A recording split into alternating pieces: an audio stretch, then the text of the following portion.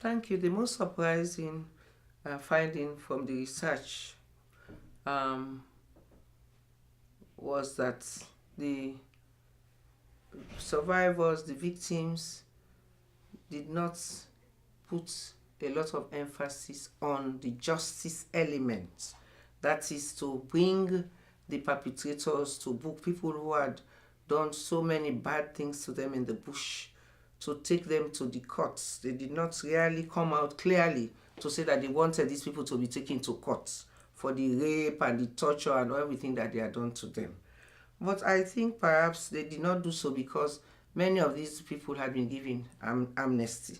So just don't dwell on the fact that, well, if they have been given amnesty, who are we to begin to seek for justice for specific incidents that happened to them? Then also the aspect about the children that they had during their time in the bush, children born of war in the bush. They did not make so much reference to them except to say that they were pregnant, the pregnancy got to term and they delivered the babies, or some of them lost the pregnancy and so on. But when they did not make any reference to the fact that these children were not singled out during the reparations program to be helped in a particular kind of way.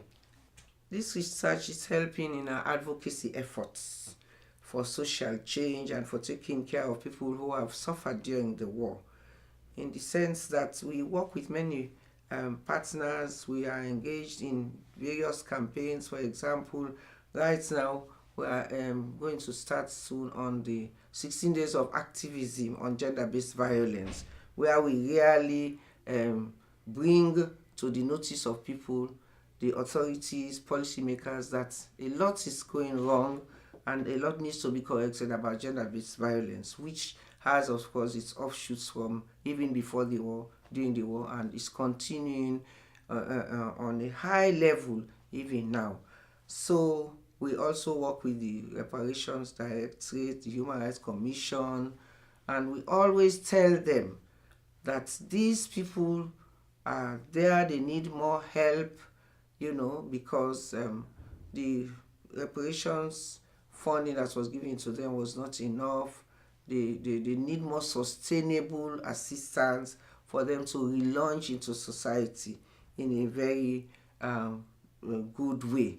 So also the research has done very good for us because we use it all the time, because gender-based violence is on the increase, and so we always try to trace the link between the violence that occurred during the war and what is happening now, to see that even in peacetime there is problem with violence against women.